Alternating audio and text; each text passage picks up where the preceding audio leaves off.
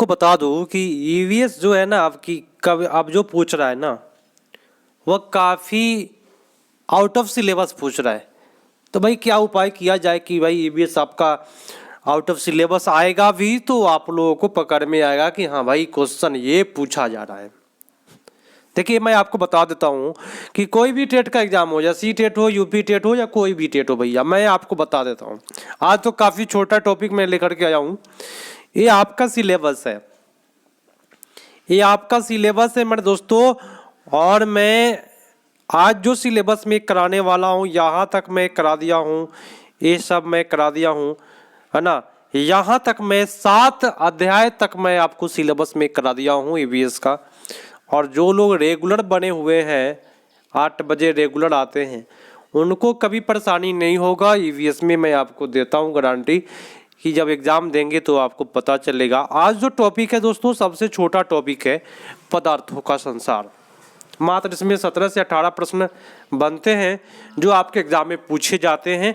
तो भाई पदार्थों का संसार आज चैप्टर मैं शुरू करता हूँ, जिसमें आपका प्रथम क्वेश्चन है यहाँ पे कि निम्नलिखित में कौन सा कथन सही है। भैया छोटा सा है लेकिन थोड़ा सा आप समय यहाँ पे बर्बाद कर ले, थोड़ा सा खुद को अपने आप को बर्बाद कर लीजिए यहाँ पे आकर के। देखिए दोस्तों, मेरे यहाँ से जो भी तैयारियाँ करते हैं मैं आपको बताऊं, उनका जो परफॉर्मेंस है अब की बार के सीटेट में 2 बार 3 बार जो फेल करने वाले थे सभी कोई पास कर गए मेरे चैनल से जुड़ने के बाद। और ये आपको लगता होगा कि भाई मैं ऐसे ही हवा में बोलता हूँ आप लोग को लुभाने के लिए, तो आप लोग अगल बगल में पूछ लीजिए जो मेरे चैनल से पढ़ाई किए हुए हैं उनसे आप पूछ सकते हैं। भाषण तो बहुत दे दिया, मैं आपको पका दिया बहुत सारा। चलिए क्वेश्चन को करते हैं। निम्नलिखित में कौन सा कथन सही है। भैया दिया है कि सभी धातुएं तन्य होती है। अच्छी बात है भैया, सभी धातुएं तन्य होती है सभी, लेकिन भाई सभी धातुएं तन्य नहीं होती है। कुछ धातु है जो तन्य नहीं होता है, जैसे कि पारा, वो तन्य होता नहीं है, तो ये बात गलत हो गया। सभी धातुएं तन्य होती है तो ये भी बात गलत हो गया। कहीं भी फिक्स वाली बात करेगी सभी ये होता है, आप कह सकते हैं कि दुनिया में सभी लोग एक जैसे हैं, नहीं ना है, कुछ न कुछ है भैया विभिन्नता। समानता धातुएं तन्य होती है, मैंने समानता माने कुछ धातुएं जो होते हैं वो तन्य होती है, अच्छी बात बोला। और अधातु कभी भी तन्य नहीं होता है, ठीक है। तो आपका उत्तर जिन्होंने सी किया उनका सही जा रहा है। नेक्स्ट आप लोग जवाब दीजिए क्या होगा। निम्नलिखित में कौन सा रसायन होना चाहिए। रसायन, कौन सा रसायन आम को पकने में प्रयोग होता है।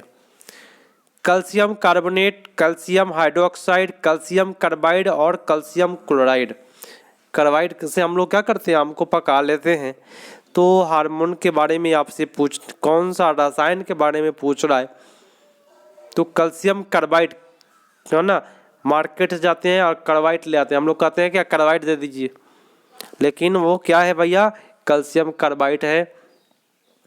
और आपका उत्तर जिन्होंने सी किया है उनका सही जा रहा है यहाँ। चलिए अगला प्रश्न है कि एक गिलास पानी में चुटकी भर नमक घोल दिया जाए तो जल का स्तर बढ़ जाएगा, घट जाएगा, समान रहेगा, इनमें से कोई नहीं। क्या मारिएगा, अगर कोई गिलास है, ठीक है, उसमें अगर 1 चुटकी नमक डाल दिया जाए तो जल का स्तर क्या बढ़ेगा हो। आप कितना भी नमक डाल दीजिए जल का स्तर बढ़ ही नहीं सकता है। याद रखिएगा, अगर आप डालते हैं तो समान रहेगा, ठीक है। चलिए आपका उत्तर सी पर चला गया। क्वेश्चन कहता है कि विलयन पाठ की प्रायोगिक व्याख्या हेतु विलय के रूप में शिक्षक को कौन सा पदार्थ लेना चाहिए।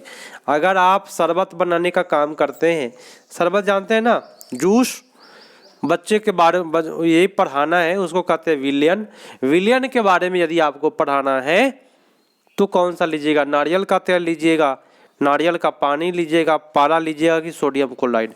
तो हम लोग कहते हैं भाई कभी भी पढ़ाते हैं तो कहते हैं कि नमक लेंगे, है ना।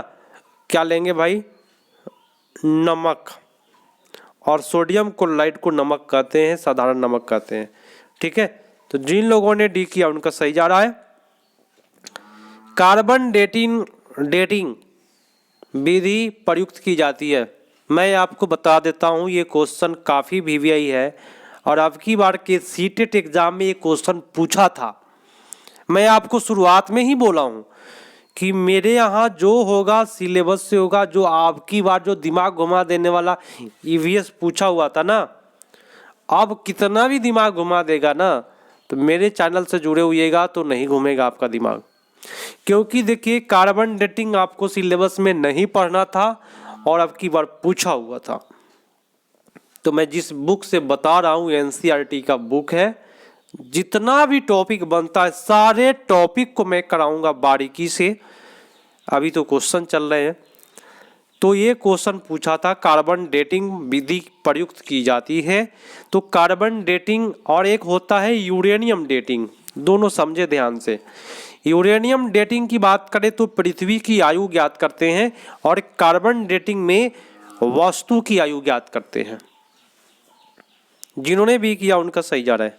नेक्स्ट, कृत्रिम वर्षा के लिए मेघ बीजन के लिए प्रयुक्त रसायन, जैसे कि फिल्मों में जो बारिश होती है उसको कहते हैं कृत्रिम बारिश, व एजीआई का बारिश होता है। आपके साथ एजीआई क्या होता है? एजी को बोलते हैं सिल्वर और आई को बोलते हैं आयोडाइड। तो सिल्वर आयोडाइड का, ठीक है, सिल्वर आयोडाइड का क्या करते हैं, रसायन का प्रयोग करते हैं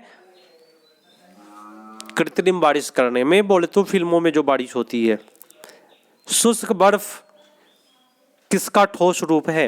ammonia, carbon dioxide, nitrogen, oxygen. देखिए शुष्क बर्फ कभी भी ठोस कार्बन डाइऑक्साइड को कहते हैं। तो यहाँ पे सीधा सीधा लिख दिया हुआ है कार्बन डाइऑक्साइड। क्यों लिखा है? क्योंकि ठोस यहाँ पे लिख दिया हुआ है क्वेश्चन में। तो शुष्क बर्फ जो होता है वह ठोस कार्बन डाइऑक्साइड को बोलते हैं। ठीक है, जिन्होंने बी किया उनका सही जा रहा है। अब यह सी टेट में जो प्रश्न पूछे जाते हैं उसको भी कर लेते हैं। ऑल टेट का आप नहीं करेंगे तो सी टेट में फेंक आ जाएंगे, एक गारंटी है। इसलिए मैं पहले ऑल टेट का कराया, अब सी टेट का। एक विलयन का विघटन दर डैश पर निर्भर करता है। विघटन दर समझते हैं? बोले तो आपके एक गिलास में पानी है, ठीक है, उसमें आप नमक का टुकड़ा डाल रहे हैं तो वह कितना देर में वह गल जाएगा, उसी को कहते हैं विघटन दर। तो दाब पर निर्भर करता है, ताप पर, सतह क्षेत्रफल पर, भार पर। देखिए अगर इसको क्या करेंगे, पानी में डाल देंगे, जैसे कि चीनी को जब पानी में डालते हैं तो वह जल्दी से घुलता नहीं है, लेकिन उसको जब गर्म करेंगे ना दोस्तों तो पाक बनता है उसका। और गर्म करने से क्या होता है, जल्दी से विघटन दर उसका हो जाता है।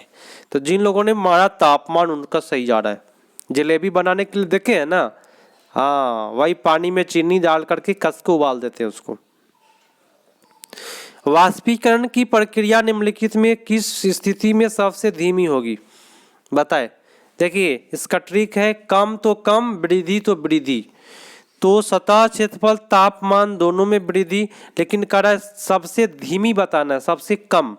कम पूछ रहा है तो भाई दोनों का कम मारेंगे। सतह क्षेत्रफल घटता है, तापमान बढ़ता है, नहीं। सतह क्षेत्रफल और तापमान दोनों में जब कमी रहेगा तो वाष्पीकरण की जो प्रक्रिया होगी वह धीमी होगी। मैंने आपको पहले ही बोला कि सतह क्षेत्रफल भी कम और तापमान भी कम, तो वाष्पीकरण की जो प्रक्रिया होगी वह क्या होगी, वह धीमी होगी, धीमे धीमे होगा। ठीक है, यहाँ जिन्होंने बी किया, डी किया उनका सही जा रहा है। अब एक प्रश्न आपसे कूट वाला पूछ लेता है कि कांसा, बोले तो ब्रांज के बारे में निम्नलिखित में कौन सा निम्नलिखित कथनों का अध्ययन करें। अब कांसा की बात करें तो कांसा में कभी भी एल्युमिनियम नहीं होता है, इसको काट दे जहां भी एल्युमिनियम दिया हो। तो एल्युमिनियम भैया आपका यहाँ भी दे दिया है, लेकिन एल्युमिनियम की वस्तु की तुलना में हल्की होती है परंतु कहीं मजबूत और टिकाऊ होती है। तो ये बात सही बोला है, मिश्रण नहीं है इसलिए सही जा रहा है। ठीक है, लेकिन दोस्तों कांसा जो है वह एल्युमिनियम की तुलना में, समझिए एल्युमिनियम वाला आपका ऑप्शन ए कट गया, एल्युमिनियम की तुलना में कांसा जो है हल्का नहीं होता है, एल्युमिनियम का बर्तन जो होता है वो हल्का होता है। यहाँ गलत बोल दिया है। तो क्या होगा, भट्टी में कॉपर टीन को पिघलाकर बनाया जाता है। आदिवासी लोग कांसे का प्रयोग हजारों वर्ष से करते आ रहे हैं। तो आपका 2 और 3 केवल सही जाएगा। चलिए, मृत सागर क्या है मेरे दोस्तों, ध्यान से समझे। एक ऐसा सागर है जिसमें आप आराम से सो सकते हैं लेकिन डूबिएगा नहीं। सो करके आप पेपर भी पढ़ सकते हैं, क्योंकि यह इतना नमकीन सागर है कि इसमें कोई जीव भी नहीं रहता है और कोई व्यक्ति डूबता भी नहीं है। तो मृत सागर एक ऐसा सागर है जो सभी महासागरों और सागरों से ज़्यादा नमकीन है। तो नमकीन होने के कारण इसमें कोई भी वस्तु डूबता नहीं है। ठीक है, ये प्रश्न पूछा हुआ था आपकी बार। कांसे के विषय में जिसका उपयोग गोलकुंडा के किले में मिली तोप से किया गया था, सही कथन चुनिए। देखिए, कांसा जो है कभी भी वह तांबा और टीन का मिलन से बनता है। ठीक है, तो कांसा तांबा और टीन का मिश्र धातु है। इससे बेटर क्या हो सकता है, आप याद रखिए, यह आपका उत्तर सही चला जाएगा। अगला प्रश्न है 1 सेकंड घर्षण के बारे में। 1 सेकंड आपको रुकना पड़ जाएगा। ये क्या हो रहा है भाई, 1 सेकंड। हाँ, तब तक आप लोग लाइक कर सकते हैं। मेरे चैनल से आप लोग रेगुलर आते हैं पढ़ाई करने, तो मैं आपको कहूँ कि आप रेगुलर पढ़ाई करें, कोई परेशानी नहीं होगी। ज्वाइन भी कर सकते हैं मेरे चैनल के मेंबरशिप को। तो यहाँ आपका उत्तर जो जा रहा है DAB। सॉरी, मैं तो क्वेश्चन बताया ही नहीं, तो पहले देख लेते हैं। देखिए, घर्षण के बारे में क्वेश्चन पूछ रहा है, तो भाई कर लेते हैं, कोई दिक्कत नहीं है। 1 सेकेंड, घबराए नहीं। पेन से जब हम लिखते हैं तो घर्षण होता है, फर्श पर जब हम चलते हैं तो घर्षण होता है ना। घर्षण के कारण ही हम किसी भी वस्तु में या गतिशील वाहन में ब्रेक लगा लेते हैं। लेकिन ऊपर फेंकी हुई गेंद घर्षण से नीचे आता है, नहीं, गुरुत्वाकर्षण से आता है। ये बात गलत बोला है। तो आपका होगा D, ये हो जाएगा आपका उत्तर। D is the right answer. ठीक है, चलिए अगला है कि पानी के साथ प्रयोग करते हुए ज्योति यह देखती है कि स्टील की खाली कटोरी पानी के ऊपर तैरती है। आपको पता है ना, स्टील का कटोरी रखेंगे तो तैरेगा, लेकिन एक लोहे की छोटी सी कील अगर रखते हैं तो वो डूब जाती है। इसका कारण क्या होता है जानते हैं आप लोग? क्या कारण होता है बताएं? तो मैं डायरेक्ट आंसर पर चलूंगा। स्टील की कटोरी पर लगने वाला बल जो है भार की तुलना में क्या होता है, ज़्यादा होता है। नीचे से ज़्यादा बल लगता है, जिसके कारण वो क्या होता है, छताते रहता है। जबकि लोहे की कील पर लगने वाला बल जो है वो भार की तुलना में कम होता है। माने लोहा के जब कांटी को रखिएगा पानी में तो उस पर भार कम लगता है, जिसके कारण वह अंदर चल जाता है। तो यहाँ आपका उत्तर बी हो जाएगा। तो एक प्रश्न इस पर भी बना हुआ था, रेत और नमक के मिश्रण को पृथक करने के लिए प्रक्रियाओं के निम्नलिखित 4 क्रमों में से किसका उपयोग किया जाना चाहिए? अगर बालू में नमक मिल गया हुआ है तो आप किस प्रक्रिया से अलग कर सकते हैं? तो दोस्तों, सबसे पहले आप अवसादन करिए, तब निस्तारण करिए, तब निस्यंदन करिए, तब वाष्पन करने का काम लास्ट में करेंगे। ठीक है, चलिए जिन्होंने डी किया उनका सही जा रहा है। अब अगला है कि क्वथन बोलते हैं उबलना। मेरी बात ध्यान से समझे, प्रेम से बता रहा हूँ और कम समय में आपका अच्छा तैयारी पूरे टॉपिक वाइज में कराता हूँ। और वो लोग लकी है जो लोग देख रहे हैं, क्योंकि भाई एग्जाम में इस प्रकार का ही प्रश्न आने वाला है। कथन बोले तो उबलना और वाष्पीकरण में अंतर क्या है? मैं आपको बता दूं कि उबलने का जो काम होता है वह 100 डिग्री सेल्सियस से नीचे नहीं होगा, बात समझे। लेकिन वाष्पीकरण जो है आप घर में भी कपड़ा पसार देंगे तो सूख जाएगा, तो कोई भी तापमान पर वाष्पीकरण हो जाएगा। लेकिन क्वथन निश्चित तापमान पर होता है 100 डिग्री सेल्सियस पर। तो क्या करेंगे आप, वाष्पीकरण किसी भी तापमान पर हो सकता है, जबकि क्वथन नहीं। क्वथन क्या होता है, निश्चित तापमान पर होता है, बोले तो 100 डिग्री सेल्सियस पर होता है, तब ना पानी उबलेगा भैया। चलिए अगला है और आज का लास्ट प्रश्न है। मैंने आपको शुरुआत में ही बोला छोटा सा टॉपिक है, लेकिन छोटा सा टॉपिक ही काफ़ी मज़ेदार टॉपिक था, क्योंकि इससे 2-3 प्रश्न पूछे हुए थे आपके एग्जाम में। एक किसान दाने के भूसे को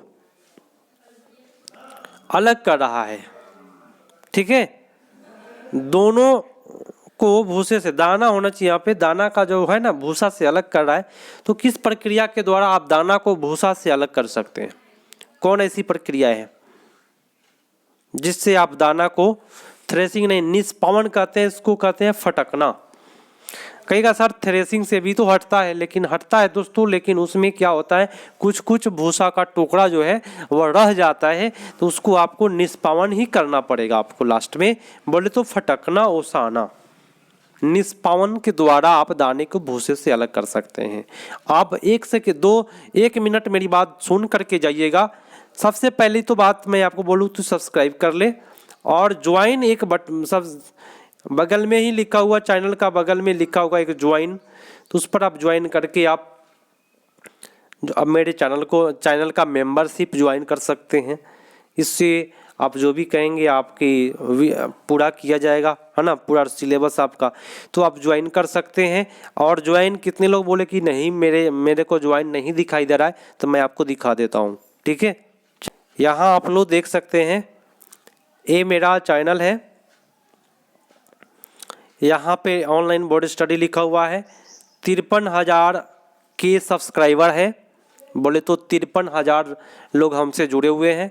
और यहाँ पे जब सब्सक्राइब कर लीजिएगा तो इस प्रकार का बेल आइकन होगा, उस बेल आइकन पर जरूर क्लिक करिएगा। इससे होगा क्या कि आपके पास क्लास का नोटिफिकेशन जाएगा, इस पर ऊपर वाला पर क्लिक कीजिएगा, ठीक है। तो इस घंटी पर जरूर क्लिक करिएगा आप लोग। और ये घंटी कब आएगा? जब इसको आप सब्सक्राइब करेंगे, तो आप सब्सक्राइब कर लीजिएगा, तो ये आपका क्या होगा, घंटी आ जाएगा, और घंटी पर भी आपको सबसे पहले इसको भी आप लोग क्या करना है, क्लिक कर लेना है। अगर आप मेरे चैनल पर ज्वाइन करना चाहते हैं तो यहाँ पे लिखा हुआ है ज्वाइन, इस पर क्लिक करके आप ज्वाइन भी हो सकते हैं, ठीक है। इससे बहुत सारे फ़ायदे होते हैं, आप मेंबर आप मेरा ज्वाइन कर लेंगे, ठीक है। उसके बाद जो भी है आपको वीडियो जो मिलेगा स्पेशल आपको ही मिलेगा, बाकी लोगों को नहीं मिल पाएगा।